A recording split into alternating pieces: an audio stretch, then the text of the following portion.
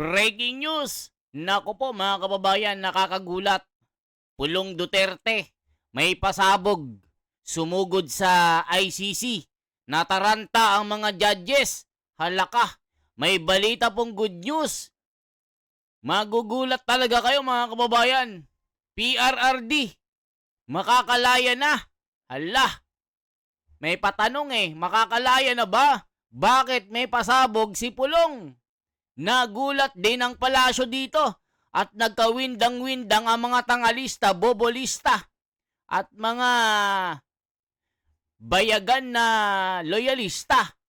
Eto na po mga kababayan, nataranta talaga lahat dito. Itong pasabog na ito, good news po sa lahat ito. Panoorin po natin isa-isa. Congressman Pulong, welcome back to the Netherlands. Kamusta po kayo today? Okay lang. Gitog daw na po. Hello, Kitty. Congressman Pulong, on behalf of the Filipino community here in the Netherlands and also all over the world, Happy New Year to you. Happy New Year po sa inyo. Dagang salamat sa kanunay niyong suporta sa MUA sa mga mahan. Kamusta po ang pwede niyong ibahagi about kay PRRD today sa bisita ninyo sa kanya? Long hair na siya. Naligo siya pero wala niya gi-apil yung tiil. Ano ba to? Wala na nakaon. Panood to kay natulog lang siya whole morning hantod ni abot ni dito pa ni bangon. Motoy sulti sa security so wala maka-lunch. Marami pong mga kababayan natin ang Pulong na lang oy. Sir. Ganahan pagkatawag congressman? Correct. Ha?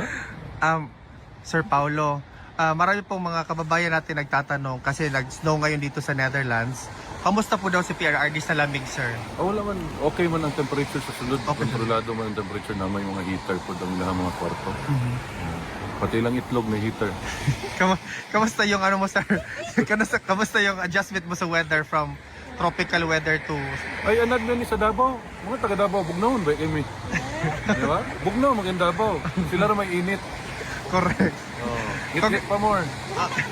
Ano po yung masasabi nyo sa 2026 na marami talaga pinaghahandaan kayo ng mga detractors na ang pamilyang Duterte ay aatakihin nila, lalong-lalo na yung kapatid mo na si Vice President Inday Sara Duterte? Di lang ta mag-story about governance, politics, kay how man kuno sila ana, no? So, kung na sila ay attack buhaton sa mo, di andam andam lang. Tangkidigira ilaha, amo pader, ana lang gud. Mugbalira man ning kalibutan karon pila ka adlaw. Advice po namo kami magstorya mi mag-igsuon nga magandam lang, abogado, ano.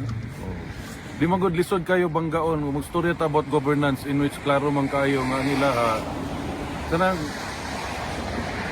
yagi mo ko pagkakapitan, no? May balaan nimo ang kawatan sa naong palangdaan ba? Kung unsay na kuan na nila, di na gid na basta makasugod na kagkawat, di na gid na mundang. Unang di po sila gusto matanggal diha. Ang problema ana, di gusto mo agi og saktong proseso. Demokrasya man katong istoryahan. Di kahulat og eleksyon, di ba? Istoryahan ang impeachment, pabalik-balik na lang, recycle, bisag istorya na ang mga ahensya nga walay nahitabo ngayon ana. Nay klaro sa tutubangan, trilyon ang gikawat, karon gidungagan og trilyon nga kawatonon. So kamo mga Pilipino inyuhan na ng pagbuot, no? Kung okay ra sa inyo kawatan mo, nahibalo pa lang ko, niapil na lang ko. Diba? Pilipino ra kayo magkatubag ana. O ganahan mo karni mo kawatan, may problema sa mo. Huwag maghilom raman yung mga Duterte skilid. Ay lah hilabtik, matamakan nga yung sobra, mamaak mga ning iro. Correct. Lain po ba yung kumaak? Ano po yung gusto nyong sabihin sa mga kababayan natin for the year 2026, lalo-lalo na bagong taon lang? Expect ninyo mas mupait ang inyong kinabuhi. Kabalo naman mo mga ano. Di man gyud na malikayan ng greed, no? Kawat. Di gyud malikayan.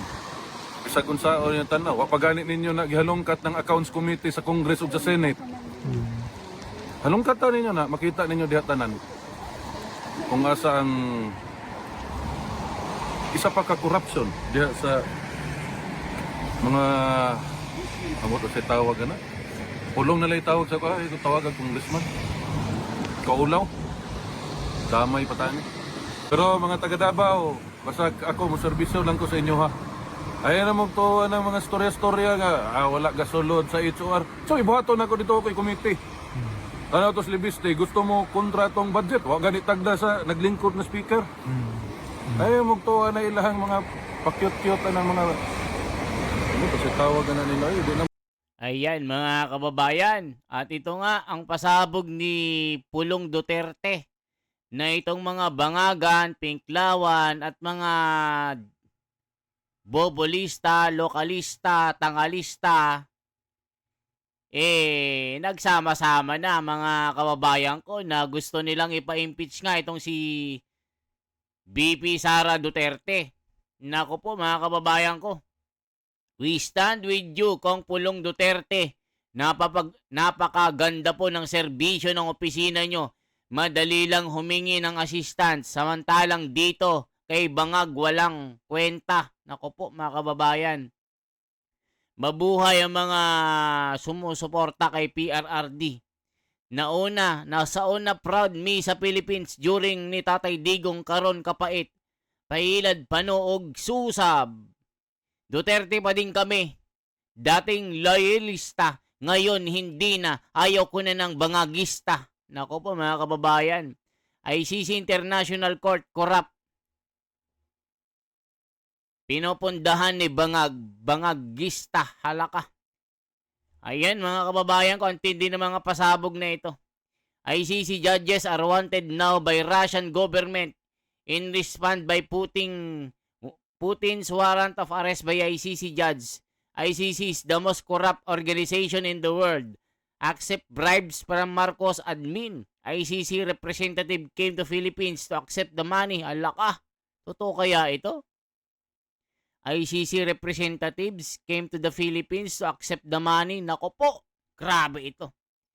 PRRD, Happy New Year. God bless you and your family. Ayun nga sabi mga kababayan ay humaba na daw ang buhok ni Tatay Digong. Ano ba ang itsura ni Tatay Digong pag mahaba ang buhok niya mga kababayan ko? Ito pong itsura ni Tatay Digong pag mahaba ang buhok na nakalugay. Ano kayang itsura niya mga kababayan ko? What is the face of Tatay Digong when he has the long hair? Ano ba ang itsura ni Tatay Digong mga kababayan? Ano bang itsura niya pag mahaba ang buhok niya? Ano kaya ito? Mga kababayan, hindi ko maamin na si Tatay Digong ay mahaba ang buhok. Ito ang buhok niya. Ito, pag mahaba ang buhok, ganito. Ayan mga kababayan, pag mahaba ang buhok niya. Ayan po. Ayan, ganyan po ang buhok ni Tatay Digong na nakalugay. Yan, kung makikita nyo, hindi ko po Wait lang ha. Pwede ko bang i-share to sa inyo, mga kababayan? Pwede ko bang ano ito? Pwede ba yan? Wait lang ha. Antayin nyo mga kababayan. Gagawa ko ng para makita nyo. Para makita nyo yung buhok ni Tatay Digong na nakalugay. Oh, wait lang ha. Ito po si Tatay Digong pag nakalugay. So, I'll make up it to you, baby, mga kababayan. Ito, ganito po ang itsura ni Tatay Digong pag ito ay nakalugay. Ano bang itsura ni Tatay Digong? Ito, mga kababayan ko.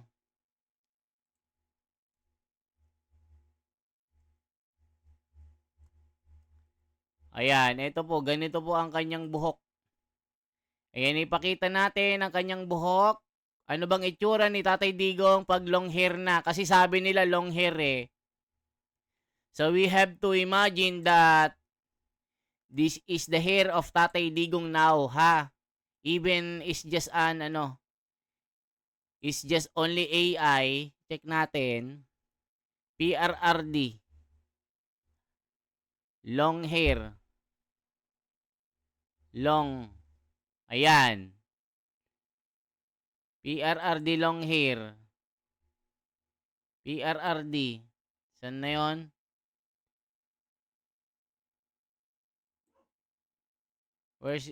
Oh, wait lang ha. Ito po si Tatay Digong. Ayan. Ano natin, PRRD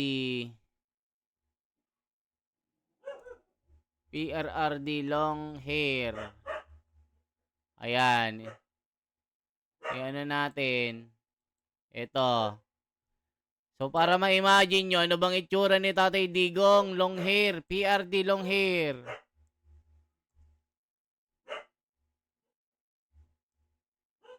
PRRD. Long hair. Wait lang nga, hindi ko makita. Wait. Ano ba yung tsura ni Tatay Digong mga kababayan pag long hair siya? Ganito po ang buhok ni Tatay Digong na long hair. PRRD. Ayan o. PRRD long hair.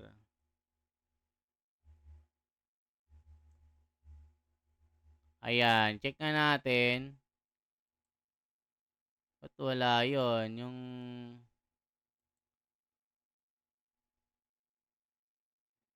PRRD long hair. Check na natin. PRRD. Ito, long hair. Ito. O mga kababayan, this is the look alike of PRRD. Pag long hair siya. O ayan mga kababayan, di ba astig? Yan po ngayon si Tatay Digong sa sobrang tagal niya na doon. Halos 10 months na po yata. Kasi nung nakaraan, 9 months eh. So ilang buwan na nung last year. O mga 10 months na. Sabihin nating 10 months. Ganito na po ang itsura ni Tatay Digong. Rodrigo Duterte, ICC interim release denied. Pero bali-balita mga kababayan ay malapit na itong makalaya.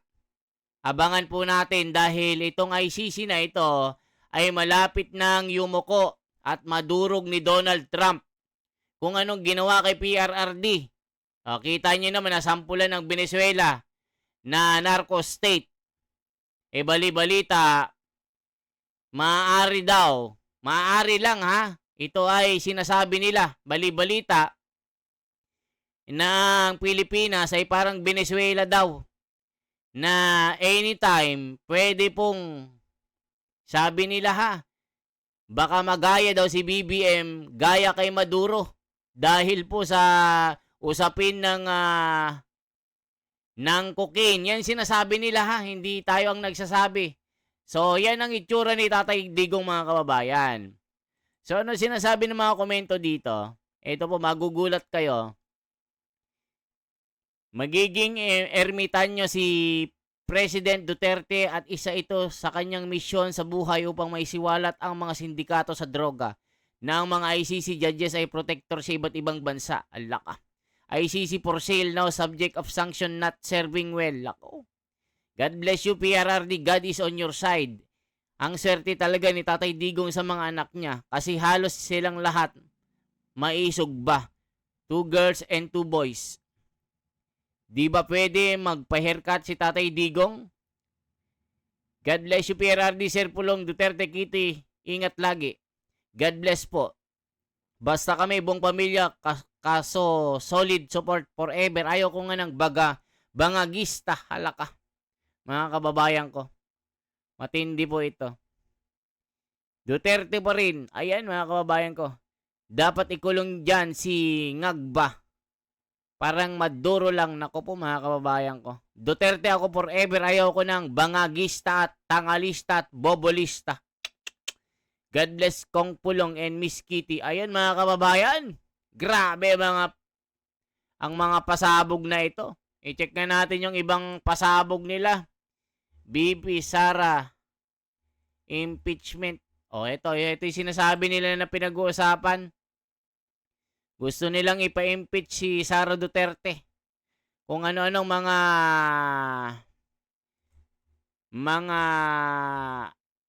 BP Sara latest news. Ito yung mga gusto nilang mangyari. Ayan mga kababayan ko. Ayan, what clean slate New Year message. Tignan po natin. Check po natin itong nasoplak si Auntie Claire dito. Ngayong tapos na ang holiday season, tila tapos na rin ang ceasefire sa politika. Dahil si Yusek Claire Castro muling bumanat kay VP Sara. Ang detalye sa agenda report ni Ivy Reyes. So, ang daming issue na dapat linisin. So, dapat talaga malinis na pahina sa susunod na taon. Diba? Ito ang sagot ni Palace Press Officer Claire Castro sa New Year's message ni Vice President Sara Duterte kung saan sentro ang malinis na simula ngayong 2026. Sa kanyang personal vlog, pinuna ni Castro ang mensahe ng bise at sinabi na kung seryoso raw talaga si VP Sara sa pagbubukas ng anyay panibago at malinis na kabanata ngayong taon, marapat na kanyang sagutin ang mga nakabinbin na paratang laban sa kanya. Sa pagsalubong natin sa 2026, iwaksi na natin ang anumang pag-aalinlangan at takot. Ngayon ang simula ng isang panibagong kabanata, isang malinis na pahina na punong-puno ng pag-asa. Sa vlog na ito, binalikan ni Castro ang 2017 investigation laban kay VP Sara at kay former President Rodrigo Duterte kaugnay ng milyong pisong undeclared wealth umano na natuklasan ni dating Deputy Ombudsman Melchor Carandang. Gaya ni Carandang, binuksan din ni dating Senador Antonio Trillanes IV ang usaping ito noon at sinabing may patunay galing sa Anti-Money Laundering Council o AMLAC na may iba't ibang bank accounts ang mga Duterte na hindi nakadeklara sa kanilang Statement of Assets, Liabilities, and Net Worth. Ang mga bank account na ito ay nakapangalan na sa mga Duterte bago pa man umupong presidente si FPRRD. Ayan mga kababayan, ang mga pasabog po ng mga bangag. Ito po ay wala silang makita basta Duterte patalsikin. Ito po yung tagapagsalita ng Malacanang na vlogger na hindi mo alam kung abogado ba ito or isang vlogger-vloggeran lang mga kababayan. Kasi nga, kung ano-ano mga sinasabi niya, sasabihin Chakakista. Kamukha ni Chaka. O tignan mo itsura nitong si Anticlear. Binanatan siya ng mga tao. Kasi kala mo sobrang ganda niya mga kababayan. Ayan, nabash tuloy ng mga milyong-milyong mga tao ito. Kasi kala mo sobrang ganda. Tignan mo na itsura niya. Parang magme-menopause na. Sabi ng komento. Maka-tsaka kay BP Sara, akala mo ang ganda-ganda. Diyos ko Lord, kaya nababash ka, Anticlear. Mag-resign ka na lang. Hala ka. Pinagre-resign na, sabi ni San Pedro ng Venezuela. Hala ka. Kung matatandaan, ang kasong ito ay nauwi sa dismissal ni Carandang nang maupo bilang ombudsman si Samuel Martires. Tinutulan kasi ni dating ombudsman Conchita Carpio Morales ang suspension na ipinato ng Duterte administration noong 2018 dahil wala naman daw jurisdiction ang sitting president na disiplinahin ang isang independent body gaya ng ombudsman. Inungkat din muli ni Castro ang 125 billion pesos na confidential fund ng Office of the Vice President na nagastos umano sa loob lang ng 11 araw. Matatandaan na ang kontrobersyal na amount na ito ay basis din ng verified impeachment complaint ng House of Representatives laban sa bise. Sa impeachment complaint na ito, nasa higit 11.36 million pesos daw ang nagastos ng OVP kada araw sa laki ng halagang ginastos sa maikling panahon. Ayon kay Castro, tila nakakalimutan na ang mga isyong ito at pinupuntirya ang Administrasyong Marcos sa pagkalat-anya ng tinawag niyang Leviste Files o ang listahan umano ng mga sangkot sa maanumalyang budget insertions. Wala naman daw problema sa pagsisiwalat ng ganitong mga dokumento basta't authenticated ng concerned agency. Para sa agenda, Ivy. So yan mga kababayan, mga pasabog na ito. Nako po, Anticlear, kung ano na naman ang mga sinasabi. Wala na naman sa ayos at wala sa linya. Mga kababayan ko. So yan po mga pasabog ngayon, mga kababayan. Anong masasabi nyo? Kung umabot po kayo sa bidyong ito, ay maaaring magkomento lang po kayo nang naaayon sa inyong mga pakiramdam, nang naaayon sa inyong mga diwa. Yan po ang pasabog na magugulat kayo. Talagang sumabog sa galit si Pulong Duterte at binanata na itong mga bangagista na ito. Kasi nga, gusto na naman nilang painitin ang impeachment ni Sara. Yun nga lang, hindi sila manalo. Negative 3 na ang rating ni bangagista. Nako po mga kababayan, Sabi ni Tito Soto, nako, ito ang pinakamalinis na budget. Nakita ko. O, tignan mo mga kababayan, akala mo kasama siya nung pinirmahan ni itong tinatawag na bangagista, sabi ng ate niya. Akala mo kasama si Tito Soto, kaya binanatan ito ni Senador Marcoleta. Akala mo kasama itong si Tito Soto. Sure ka na pinakamalinis ito? Sabi ni Marcoleta, wag ka ngang bulagaan dyan. Wag mo ngang gawing pulpul ang mga Pilipino.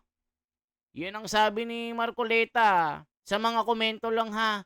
Pero hindi confirm na sinabi ni Marcoleta. Yan lang po yung mga nagkokomento. Alam nyo naman ng mga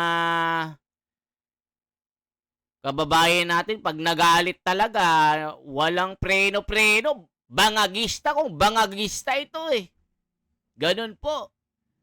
Kaya ito po ang ating pasabog ngayon. Anong masasabi nyo ngayon na ang ICC ay wala na. Talagang piniga ng piniga ni Donald Trump. Talagang balita isusunod na ang ICC at ang Pilipinas. Bali-balita lang ha. Yan po ang sabi. Kasi nga, itong si Maduro binira ng US dahil sa issue ng coca at pulburon at number 1 producer ng coca na tinawag na narco state na tagapagtanggol ng mga bangagista. Sabi nila, Allah, paano si bangagista? Baka maaaring arestuin ni Donald Trump ito. Halaka, mga kababayan ko. So, kung ano pong masasabi nyo, i-komento nyo po kung saang lugar po kayo at ating re-replyan isa-isa. Mabuhay for transparency, for a better democracy. Mabuhay po. Ako si The Wonders Philippines.